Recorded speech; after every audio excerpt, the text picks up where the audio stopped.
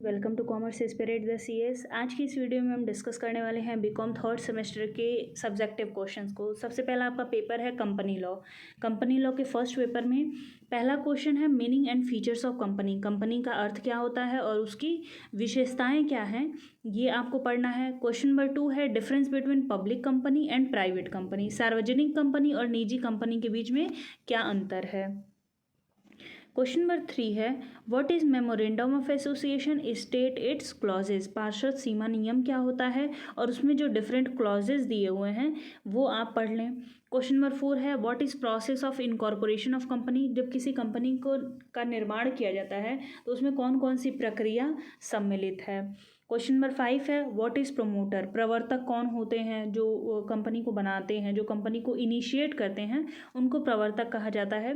तो इनके बारे में इसके अंदर आप ये भी पढ़ सकते हैं कि उनको कौन से अधिकार मिलते हैं, चाहे कौन सा उनका दायित्व होता है, कंपनी के साथ उनके कौन से रिश्ते होते हैं, कैसा संबंध होता है, ये आप पढ़ सकते हैं। क्वेश्चन नंबर 6 है what are the different kinds of shares. Shares के कितने प्रकार होते हैं, तो जनरली 2 प्रकार होते हैं, प्रेफरेंस शेयर और इक्विटी शेयर। तो आप इसको पढ़ लें और कोशिश करें कि प्रेफरेंस शेयर के और कौन से टाइप्स हैं उसको भी आप पढ़ सकते हैं। क्वेश्चन नंबर 7 है different between fixed and floating charges. Fixed and floating charges के बीच में डिफरेंस। क्वेश्चन नंबर 8 है provision for conversion of public company into private company. एक सार्वजनिक कंपनी को निजी कंपनी में कैसे परिवर्तित किया जाता है, उसके कौन कौन से स्टेप्स हैं या क्या प्रावधान है, ये। क्वेश्चन नंबर 9 है different kinds of company. Company के विभिन्न प्रकार, जैसे गवर्नमेंट कंपनी क्या होती है, पब्लिक कंपनी क्या होती है, प्राइवेट कंपनी क्या होती है। और कोशिश करिए 1% कंपनी को एकदम अच्छे से पढ़ने का। तो 1% कंपनी क्या होता है, उसको कौन से स्पेशल प्रिविलेजेस मिले हैं, जैसे उनको कुछ विशेषाधिकार मिले हैं, तो वो आप काइंड्स ऑफ कंपनी के अंदर उसको पढ़ लीजिएगा। और एक है डॉक्ट्राइन ऑफ अल्ट्रा वायर्स। उद्देश्य से परे के सिद्धांत की व्याख्या कीजिए और ये उद्देश्य कैसे लिया गया था, कौन से केस से संबंधित है, ये आप पढ़ सकते हैं। एक और डॉक्ट्राइन है, उसको भी आप पढ़ सकते हैं, बट कोशिश करिए कि अल्ट्रा वायर्स को अच्छे से पढ़ा जाए। कंपनी लॉ के सेकंड पेपर में सबसे पहला पॉइंट है, कुछ पॉइंट्स उसके अंदर दिए हुए हैं, जैसे मिनट क्या होता है, कोरम क्या होता है, रिजोल्यूशन क्या होता है और रिजोल्यूशन के कितने प्रकार होते हैं। इन सब की मीनिंग आप अच्छे से पढ़ लीजिएगा।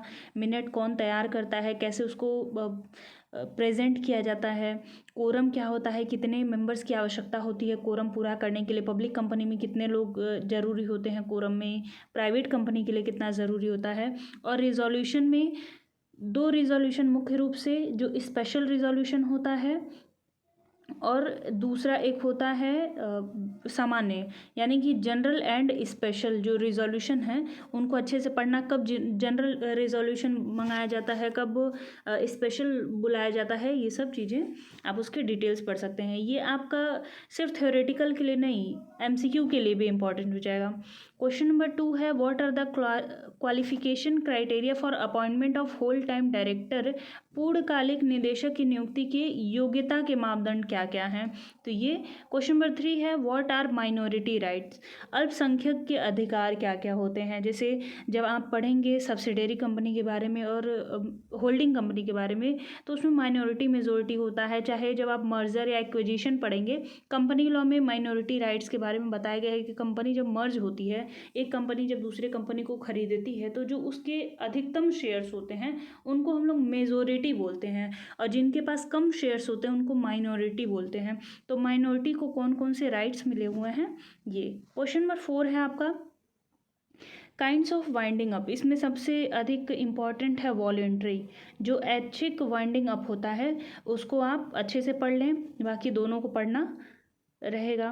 क्वेश्चन नंबर 5 है what are the kinds of director. निदेशक के कितने प्रकार होते हैं। क्वेश्चन नंबर 6 है हु इज़ लिक्विडेटर। लिक्विडेटर कौन होता है और उसके क्या क्या ड्यूटीज़ होते हैं, उनके कौन कौन से कर्तव्य होते हैं। जब कंपनी का समापन किया जाता है तो उस टाइम पे एक व्यक्ति को नियुक्त किया जाता है ताकि वो कंपनी के जो भी एसेट्स हैं उनको बेच करके जो लाइबिलिटीज़ हैं उनको पूरा कर दे, तो इसको हम लोग लिक्विडेटर बोलते हैं। तो लिक्विडेटर होता क्या है और उसकी ड्यूटीज़ क्या हैं। नेक्स्ट है आपका कॉस्ट अकाउंटिंग का फर्स्ट पेपर। इसमें फर्स्ट पेपर में पहला क्वेश्चन है difference between cost accounting and financial accounting, लागत लेखांकन और वित्तीय लेखांकन के बीच में क्या अंतर है। क्वेश्चन नंबर 2 है cost accounting nature and scope, लागत लेखांकन की प्रकृति क्या है और वो कहाँ तक उसका कार्यक्षेत्र विस्तृत है।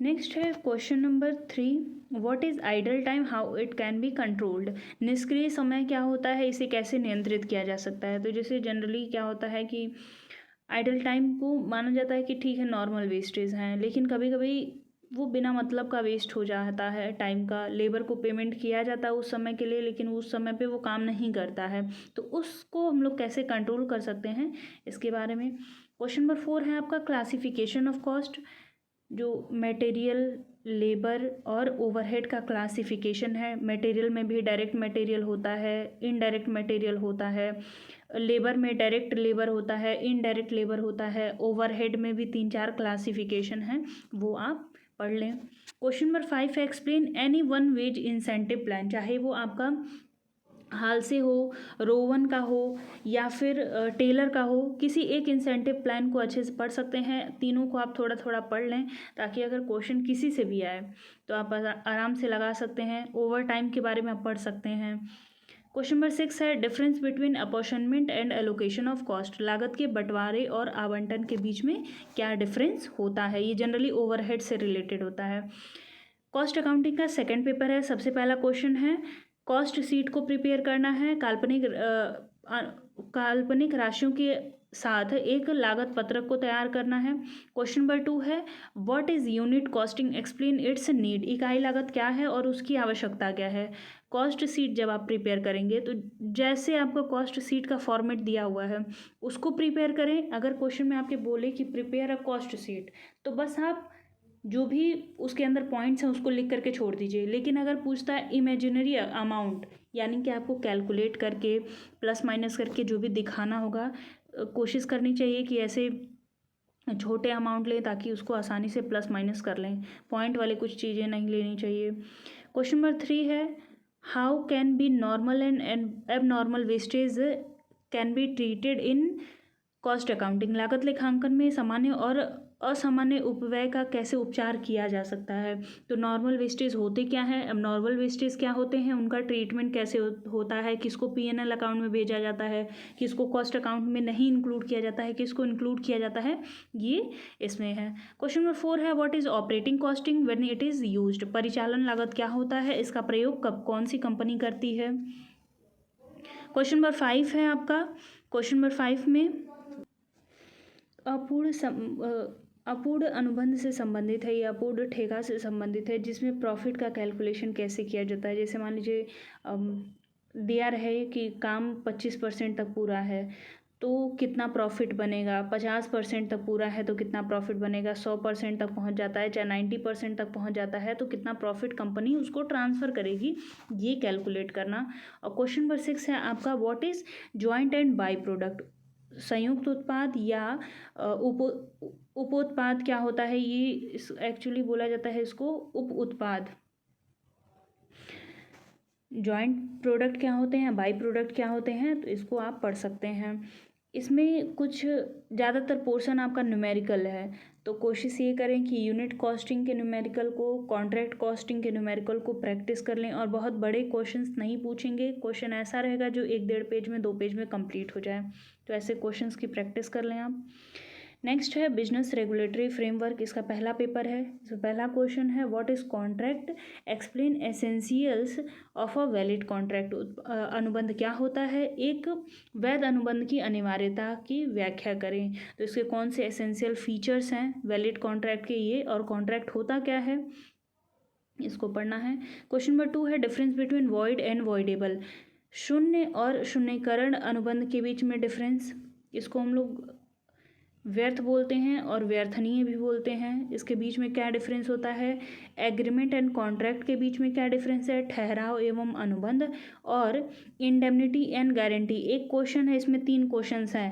पहला डिफरेंस है वॉइड एंड वॉइडेबल के बीच में, दूसरा डिफरेंस है एग्रीमेंट एंड कॉन्ट्रैक्ट के बीच में, तीसरा है इंडेमनिटी एंड गारंटी के बीच में। इनके बीच में डिफरेंस क्वेश्चन नंबर 3 है contract without consideration is void, explain it's exception. प्रतिफल के बिना ठहराव शून्य होता है, इसके अपवादों को बताना है। क्वेश्चन नंबर 4 है state the agreement which are expressly void, उन ठहरावों को बताएं जो स्पष्ट रूप से शून्य घोषित हैं। क्वेश्चन नंबर 5 है what is contract of bailment, explain rights and duties of bailor and bailee. निक्षेप का अनुबंध क्या होता है, निक्षेपी एवं निक्षेपदाता के अनुबंध अधिकारों और कर्तव्यों की व्याख्या करें। क्वेश्चन नंबर 6 है what remedies are available for the breach of contract, अनुबंध को तोड़ने का जो उपाय होता है, कौन कौन सा उपाय मिला हुआ है किसी भी पक्षकार के द्वारा अगर अनुबंध तोड़ दिया जाता है तो दूसरे पक्षकार को कौन से उपचार मिले हैं ये। क्वेश्चन नंबर 7 है what are different kinds of contract या एग्रीमेंट, विभिन्न प्रकार के अनुबंध या समझौतों को कि कौन कौन से हैं उसके टाइप्स बताने हैं आपको। इसमें आप एक चीज़ और पढ़ सकते हैं फ्री कंसेंट क्या होता है, यानी कि स्वतंत्र सहमति क्या होती है। स्वतंत्र सहमति में 5 या 6 पॉइंट्स हैं टोटल, जैसे फ्रॉड क्या होता है, मिस रिप्रेजेंटेशन क्या होता है, अनड्यू इन्फ्लुएंस क्या होता है, मिस्टेक क्या होता है, इसको आप अच्छे से पढ़ लें। धारा 15 से लेकर के 22 तक। बीआरएफ का सेकंड पेपर है। सबसे पहला आपका क्वेश्चन है Nemo that code non habit, explain it, यानी कि वह व्यक्ति किसी ऐसी वस्तु का हस्तांतरण नहीं कर सकता है जिसका वो स्वामी नहीं है, इसको एक्सप्लेन करना है। क्वेश्चन नंबर 2 है काइंड्स ऑफ गुड्स, माल के कितने प्रकार होते हैं। क्वेश्चन नंबर 3 है how contract of sale of good is performed, माल की बिक्री का अनुबंध कैसे किया जाता है। इसके 4 या 5 स्टेप्स हैं, उन 5 स्टेप्स के बारे में पढ़ना है आपको। क्वेश्चन नंबर 4 है difference between agreement of sale and contract of sale, बिक्री के ठहराव और बिक्री के अनुबंध के बीच में क्या डिफरेंस है। Kinds of crossing of cheque, cheque के रेखांकन के कितने प्रकार होते हैं, जैसे एक होता है जनरल और एक होता है स्पेशल, तो इनके बारे में पढ़ना है। क्वेश्चन नंबर 6 है difference between promissory note and bill of exchange and cheque, इन तीनों के बीच में क्या क्या डिफरेंस होता है। जैसे कोई भी 2 पूछेगा कि प्रोमिसरी नोट या बिल ऑफ एक्सचेंज में क्या डिफरेंस है, प्रोमिसरी नोट या चेक के बीच में क्या डिफरेंस है, bill of exchange and cheque के बीच में क्या डिफरेंस है, तो तीनों का एक आप पेज पर तीनों को एक एक साइड पे करके लिख सकते हैं। जैसे हम लोग डिफरेंस लिखते हैं, पेज है, पेज पे एक साइड प्रोमिसरी नोट, एक साइड बिल ऑफ एक्सचेंज और तीसरी साइड पे चेक के बारे में तीनों का कंपैरेटिव स्टडी कर लीजिएगा। क्वेश्चन नंबर 7 है what rights are available to unpaid seller, अदत्त विक्रेता को कौन से अधिकार प्राप्त हैं। और सबसे लास्ट में होता है who is holder in due course what are his rights, नियत समय में धारक कौन होता है और उसके क्या क्या अधिकार हैं। आई होप आपको सारे क्वेश्चन समझ में आए हों, कौन कौन से क्वेश्चन कैसे पढ़ने हैं, और कभी भी एग्जाम में क्वेश्चंस छोड़ के नहीं आना चाहिए। जितना भी आपको आ रहा है अगर इतने क्वेश्चन भी आप तैयार कर लेंगे तो अपने सब्जेक्ट के बारे में आप अनजान नहीं रहेंगे। ये मैं PDF शेयर कर दूँगी टेलीग्राम पे, टेलीग्राम का लिंक डिस्क्रिप्शन में दिया हुआ है, आप टेलीग्राम को भी ज्वाइन कर सकते हैं। कोई अपडेट मिलता है तो मैं उसमें शेयर कर देती हूँ। और किसी क्वेश्चन में डाउट होगा, किसी पॉइंट को लेकर के डाउट होगा तो आप पूछ सकते हैं, उससे रिलेटेड अगर 2-4-10 लोग की रिक्वेस्ट रहेगी तो मैं वो वीडियो अपलोड कर दूंगी। मिलते हैं नेक्स्ट वीडियो में, तब तक के लिए धन्यवाद। अगर वीडियो पसंद आई तो वीडियो को लाइक कर दीजिएगा, कमेंट कर दीजिएगा और चैनल पर नए होंगे तो चैनल को सब्सक्राइब कर दीजिएगा। धन्यवाद।